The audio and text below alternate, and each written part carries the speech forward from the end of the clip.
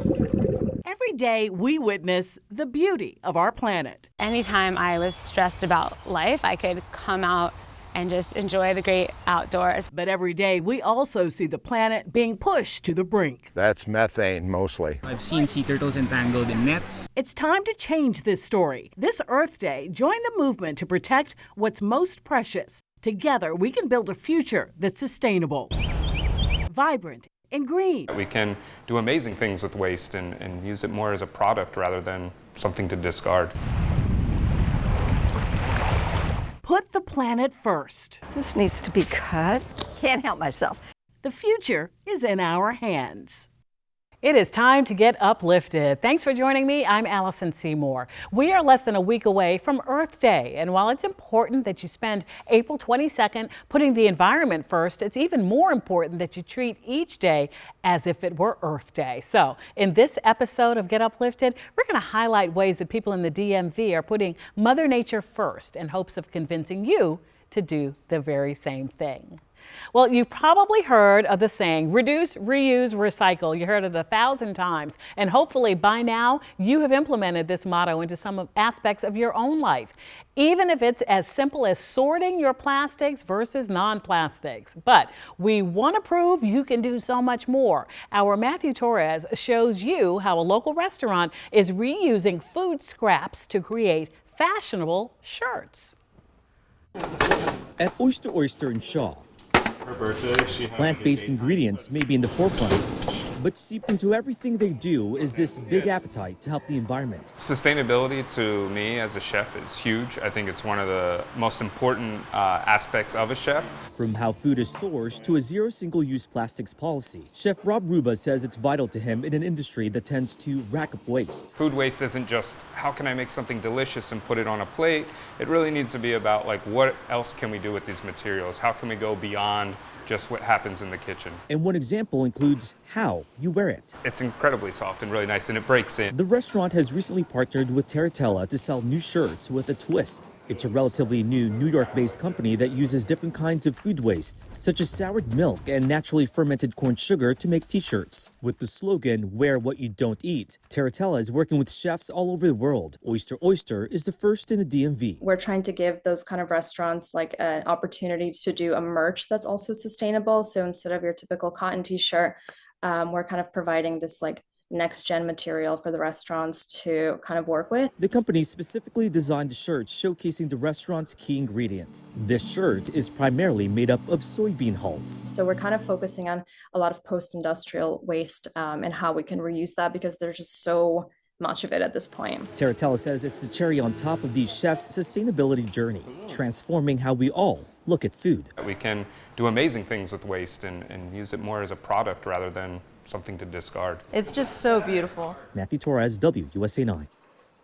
So we know most of us don't have the technology to turn our leftovers into clothing, so we want to highlight a more feasible option, sewing. And we want to spotlight someone who just moved to our area back in October. She spent the last 4 years designing and sewing pieces that you see there on your screen right now, and she's competed in numerous fashion shows. She's won awards for some of her creations, and she's worked with many fashion designers in Columbia, South Carolina. Joining us now to talk about what she's created is sewing enthusiast Sophia Dudley. Do you like that title? I do. Sewing you know, enthusiast. I really do like that. I am an enthusiast for sure. You know, it seems like sewing is something that I watched my grandmother do, you know, in her little sewing room, and it seems like something a lot of people don't do anymore. So how did you get interested and involved? Actually, well, the pandemic. Oh, okay. So I was a senior, 2019 to 2022.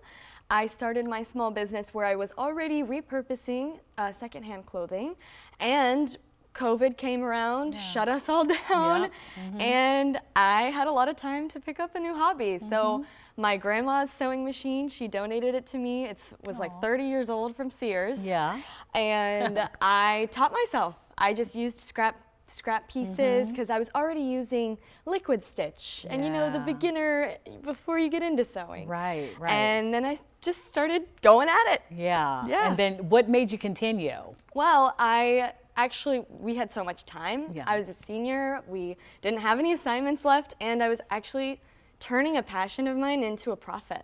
And that, you know, being young and an entrepreneur, it was just an incredible feeling to be like, people want something that I made. Right. It was just so special, and people that I am friends with. Yeah, original. I mean, I think everybody wants the chance to have an original piece on, right? Yeah. So this is something that you studied, right, in school. Tell us about that journey, because I know probably a lot of people study it, but then to really make it happen, that's where it is. So tell us about that journey. Well, it's actually flipped too, because I was an international relations major. I wasn't studying fashion. Oh.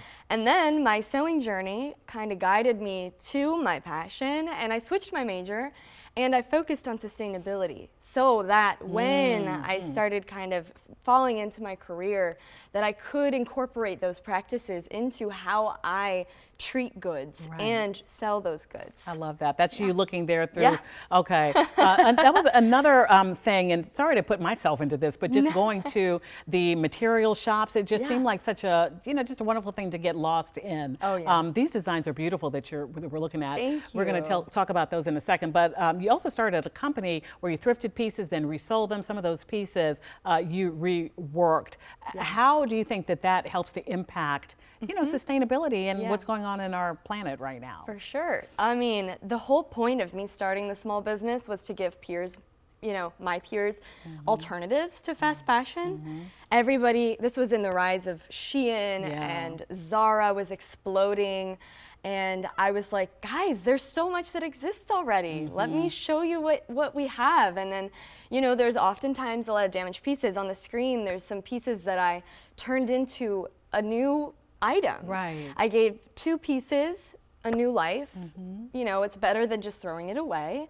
And I think my peers really enjoyed having that option because it was affordable. I was a student. I knew who my target market was and how to approach them. And it was an original thing. I mean, and then I saw you there with the logo on that gamecock, and I think that, you know, putting that school pride in there as well. So we said University of South Carolina, Columbia, South Carolina, that you've also been involved in fashion shows and that whole experience. What's that experience like? Honestly, the fashion show experience, it's a lot of work. It is a lot of work, and it's so stressful, but I will say it's the most rewarding. Oh, right. It is just so incredible because making a whole collection or a piece even of all reworked pieces will not go as planned. I will let you guys know it will not go as planned. Yeah. And when it all comes together, once you find substitutions for what you're missing and what you need to make everything look cohesive, it's just beautiful. And to get to see your work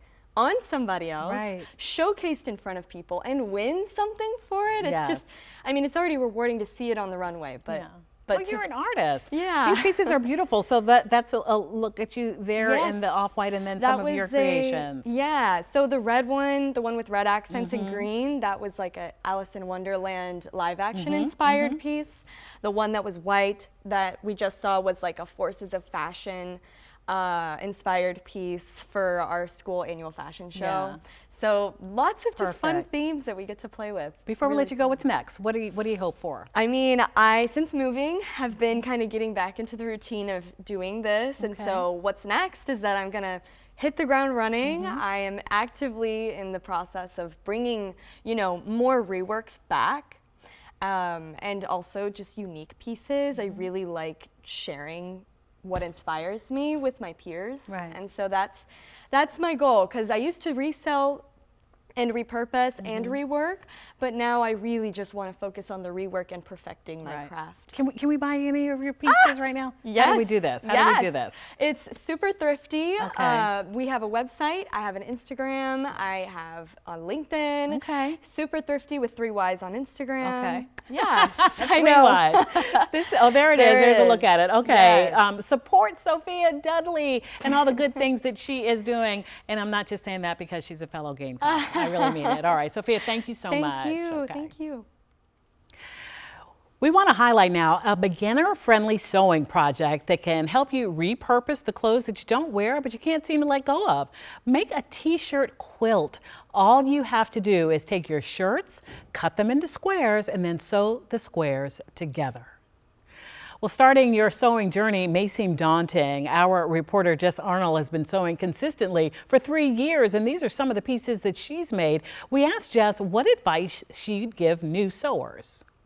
I am on this sewing journey with you, so I want to share 2 quick tips that helped me when I was getting started. One is to find a course that'll teach you the basics, whether it's free on YouTube or maybe one in person, but you'll learn how to thread your sewing machine, some of the stitches you'll use for the majority of these projects when you're starting out, all that helpful info. And number 2 is to be ready and willing to make mistakes. It's going to happen. Keep that seam ripper close by. It'll be your best friend and worst enemy, but really that's how you learn.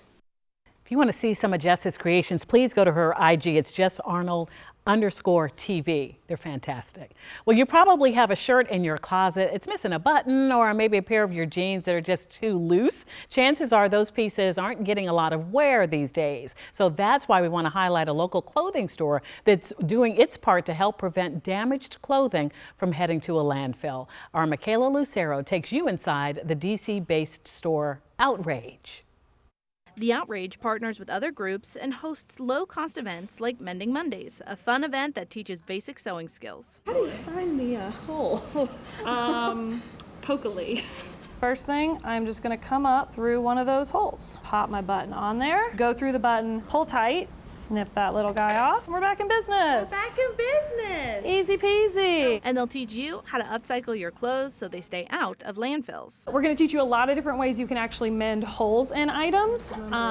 We can do some embroideries, and we've also got fabric paint so you can paint your own slogans. Mending only takes minutes, and it's an easy way to help the environment. And it's like dip your toes in, try something, see if it works, see if it's for you before just being scared of it. And we checked the store's website. We could not find what time Mending Monday starts, so our producer reached out. We're waiting. We haven't heard back yet, but we will let you know. Well, making and tailoring your own clothing isn't the only thing that you can do to help the environment. Our meteorologist, you see every Monday through Friday right here on Get Up DC, Jonathan Myers is with me now with what other things you can do. Yeah, and it's good to be here in a different capacity this time around. Welcome to Get Uplifted, the streaming show. It's good to be uplifted. Yeah, I love it. You know, here, today, my topic that I'm talking about with Earth Day, right here, is how I think a lot of us don't realize how connected our area is to the environment and the urgency of changing some of the things that we do here in the DMV. Now, I live on one of the tributaries to the Chesapeake Bay, so I'm kind of firsthand. I see it all the time. But a lot of us here, in DC, we may see the Potomac, we may not, or if, the city dwellers. Yeah, the city dwellers, we don't live in Ocean City. We don't see the medical waste that washed up back in September of 2024. We don't realize, I think, just how populated our area is and how environmentally sensitive it also is. So, where I live right near Annapolis. So I live on one of the rivers that goes into the Chesapeake Bay, and my backyard basically looks over the river. So I can kind of see the health right there. So one of the things that I kind of wanted to talk about is the health of some of our tributaries that go into the Chesapeake. We all know the Chesapeake, it's a watershed. There's many states that drain into the Chesapeake, including Maryland and Virginia, as well as the entirety of DC. So major cities that actually drain out into Chesapeake Bay. So whatever you're putting on your lawn, whatever you're putting out of your car, that's where it's going. Garbage is going in there. There's not filters on any of the drain pipes and that sort of thing. So that's going into the Chesapeake. So you really have to keep in mind what you're putting in there. Be mindful. When you're boating, that type of thing. I own a boat. And, I think about it. My wife actually brings up, she's even more environmental than I am. And she'll say, I don't love the fact that we're going to just take a short joyride around because we're dumping pollutants. There's actually in the river a huge year-round dead area where there's no fish or any life because of the fact that there's so little oxygen in the river because of pollutants, things like fertilizers that are going into the water. It's really sad to see such a beautiful area that we live in, subject to such abuse environmentally. Now, so you really do have to remember the things that you're putting into the water, down your drains. and also some of the recreational activities that you're doing, because you can really help or hurt the environment, especially with some new regulations that are coming out, or new regulations that are being relaxed. Right. You know, we are at like a C plus for the first time in memorable history, which is actually good for the Chesapeake Bay. Unfortunately, we've got a long way to go, and some of the relaxing regulations is going to be sending us in the wrong direction. I know around my house, actually, that western side of the Chesapeake Bay is at about a D health. Oh, okay. So let's all do our part. I love that, Jonathan. Yeah, and I know, actually, just one aside, living on the river there, you know, after it rains, you're not supposed to actually go in the water for 48 hours because of the fact that all that runoff and drainage is going in. So you got to be careful and you got to be mindful. Okay, we'll do that. Yeah. Not just because it's Earth Day, but every day. All righty. Well, this flower lady just isn't planting flowers. She's planting hope and she's nurturing love. Coming up, we're going to introduce you to this woman who is relying on her flowers to make a positive impact in her community.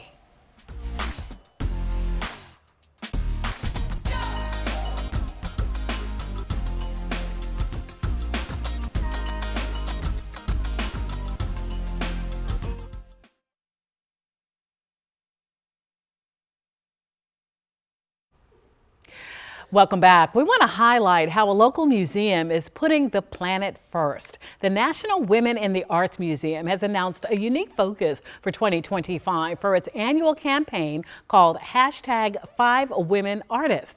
This year, the campaign highlights how art centered around environmental and climate issues can inspire change. Our Annie Yu sat down with the museum's digital outreach and social media specialists last week to talk more about the impact they are making.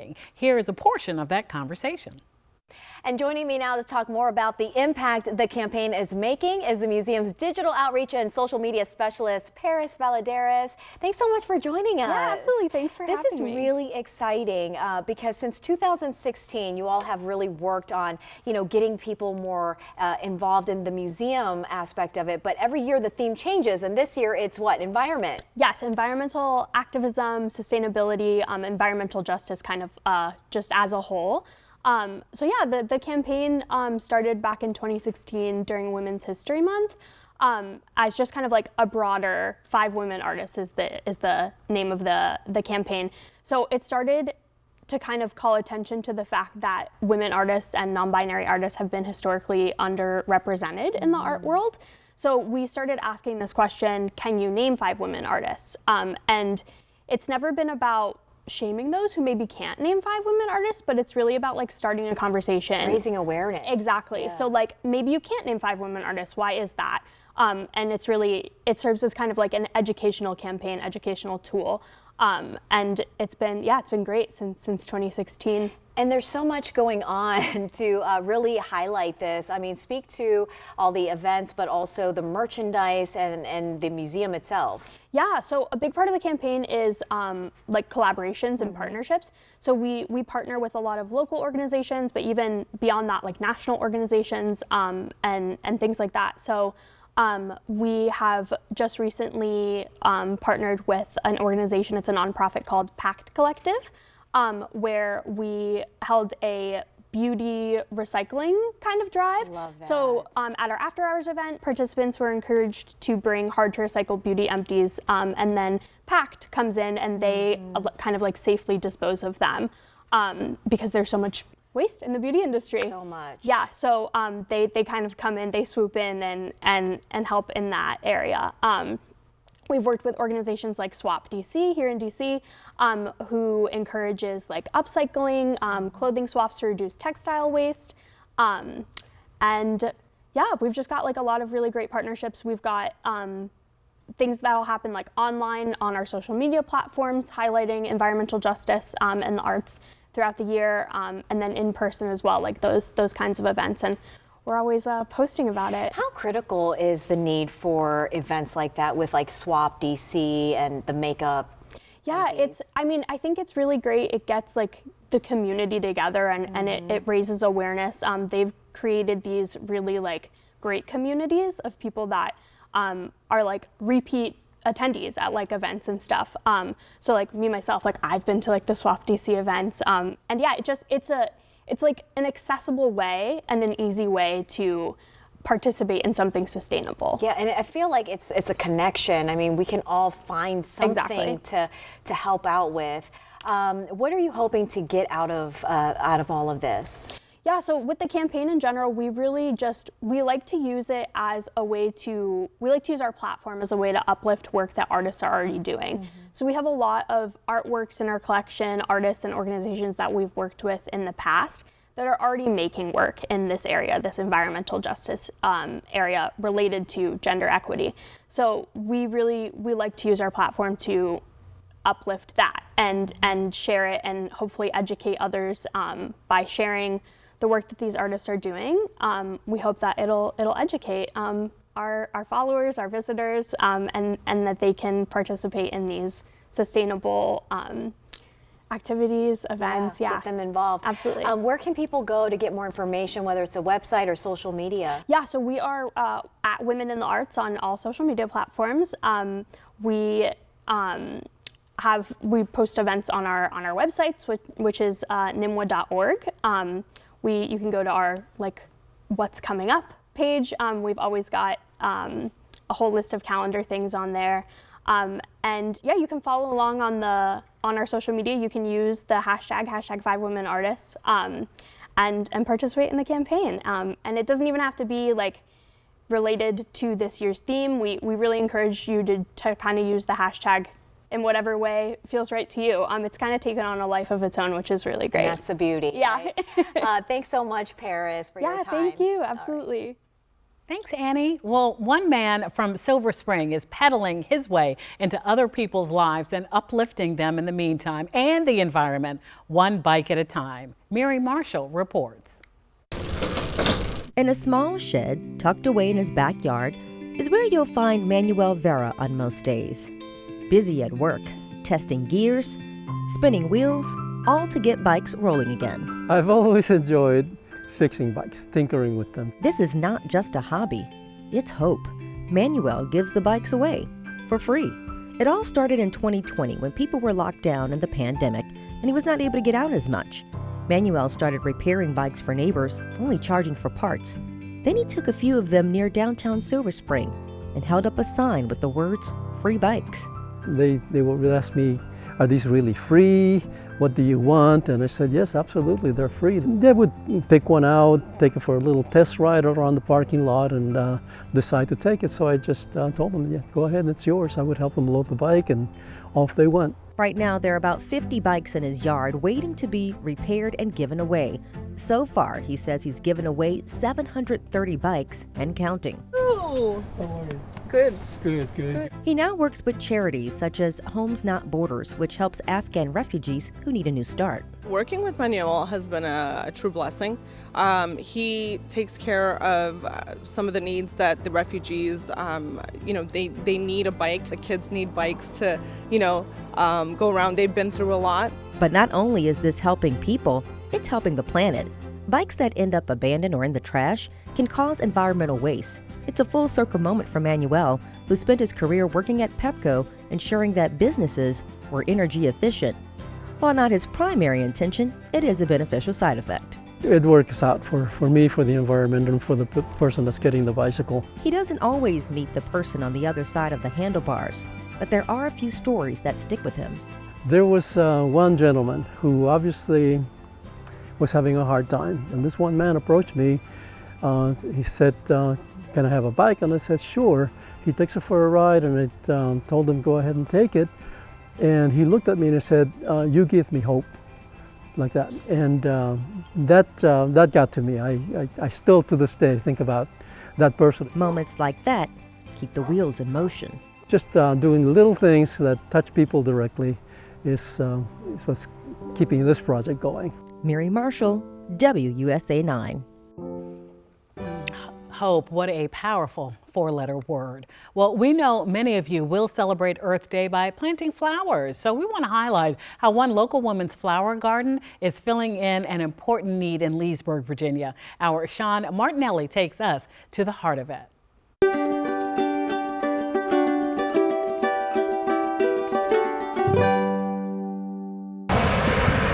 The most dangerous place in Leesburg, Virginia is between Rachel Roberts This needs to be cut. and her clippers. Can't help myself. Rachel's backyard could easily fill every vase in town, but she's much more interested in filling appetites. It's my dream. I love it. 12 years ago, Rachel volunteered at her grandchildren's school when one moment changed her life. One little girl said to me, I'm so hungry. And it was 9:30 in the morning. And I said, well, it's kind of early. What'd you have for breakfast? And she said, I didn't have any breakfast. She said, and I didn't have any dinner last night either. And I thought, oh my, I got to do something. So she cut some flowers, filled some jars, put out a table, and asked for money. Rachel raised $50 for the local food bank. And I thought, oh, that's a one-hit wonder. Instead, her idea went multi-platinum. Everyone I scrutinize over as if it was going to my best friend. Rachel quickly earned a nickname. Flower lady. They say, is that the flower lady? I get stopped in the grocery store. I get stopped at Target. Are you the flower lady? And like her flowers, the donations blossom. The simplicity of it certainly does not reflect the extent of the impact that it has. Jennifer Montgomery is the president of Loudon Hunger Relief. Over the years, Rachel's efforts have earned them a staggering amount. $200,000 since 2012. $200,000 just from flowers. Just this year, I had someone who came and brought 100 pounds of food. And she said to me, I used to go to the food pantry to get food, and now I'm on my feet, and I'd like to bring it back. Though through it all, there have been thorns. Rachel snipped, cut, and clipped so much her hand muscles became worn. She had surgery, yet kept going. So I had family that said, that's it, you can't do this anymore. And I said, I got to try. I've got to try, and I did. 4 years ago, Rachel got diagnosed with breast cancer and still kept going. Your world can stop in 1 minute, or you can keep it going. That's why with every bloom, she chooses to continue. So that people didn't think that just because it's such a great community that there isn't need, because there is. And if there's a need, there's a flower lady cutting her garden while clipping hunger. In Leesburg, Sean Martinelli, WUSA 9.